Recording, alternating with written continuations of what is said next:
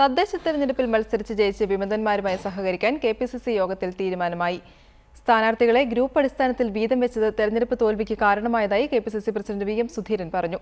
കോൺഗ്രസിന്റെ കറതീർന്ന മതേതര നിലപാടിൽ വെള്ളം ചേർത്തത് തിരിച്ചടിയായതായി ആഭ്യന്തരമന്ത്രി രമേശ് ചെന്നിത്തല പറഞ്ഞു. ബിജെപിയുടെ കടന്നുകയറ്റം ശക്തമായി നേരിടുമെന്ന് മുഖ്യമന്ത്രി ഉറപ്പു നൽകി. DCC തലത്തിലാകും വിമതന്മാരുമായി ധാരണ. പ്രതിപക്ഷ പാർട്ടികളെ ഭരണത്തിൽ നിന്നും അകറ്റി നിർത്താനാണിതെന്ന് KPCC വിശദീകരിക്കുന്നു. എന്നാൽ KPCC നടപടിയെടുത്തവരുടെ കാര്യത്തിൽ തൽസ്ഥിതി തുടരും. KPCC ആ കാര്യത്തിൽ എടുത്ത നടപടികളിൽ യാതൊരു പുനഃപരിശോധനയില്ല.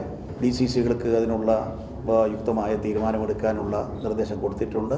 തെരഞ്ഞെടുപ്പ് തോൽവി പഠിച്ച് 10 ദിവസത്തിനുള്ളിൽ റിപ്പോർട്ട് നൽകാൻ ജില്ലകളിലേക്ക് KPCC പ്രതിനിധികളെ തീരുമാനിച്ചു. ഗ്രൂപ്പ് അടിസ്ഥാനത്തിൽ സ്ഥാനാർത്ഥികളെ വിഭജിച്ചതാണ് തോൽവിക്ക് കാരണമെന്ന് V.M. സുധീരൻ യോഗത്തിൽ അഭിപ്രായപ്പെട്ടു.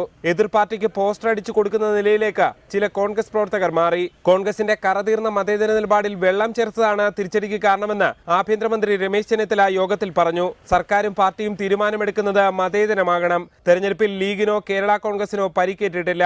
പരിക്ക് കോൺഗ്രസിന് മാത്രമാണ്.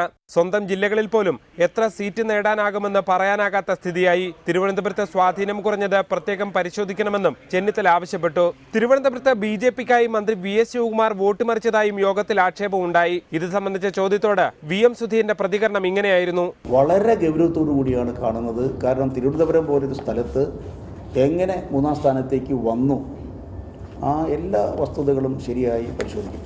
BJPയുടെ കടന്നുകയറ്റം പ്രതിരോധിക്കുമെന്ന് മുഖ്യമന്ത്രി ഉമ്മൻചാണ്ടി യോഗത്തെ അറിയിച്ചു. CPIM-നേക്കാൾ ശക്തമായ സംഘടനാ സംവിധാനം BJPക്കുണ്ടായതായും മുഖ്യമന്ത്രി വിലയിരുത്തി. അകന്നുപോയ ജനവിഭാഗത്തെ അടുപ്പിക്കാൻ പ്രത്യേക പദ്ധതി തയ്യാറാക്കാനും KPCC യോഗം തീരുമാനിച്ചു. SNDP BJP കൂട്ടുകെട്ടിനെതിരെ ശക്തമായ ക്യാമ്പയിൻ നടത്താനായില്ലെന്നും സുധീരൻ തുറന്ന് സമ്മതിച്ചു. വർഗീയതയ്ക്കും അക്രമരാഷ്ട്രീയത്തിനുമെതിരെ V.M. സുധീരന്റെ ജനരക്ഷായാത്ര ജനുവരി 4-ന് കാസർഗോഡ് ആരംഭിക്കും. G. ശ്രീജിത്ത്, റിപ്പോർട്ടർ, തിരുവനന്തപുരം.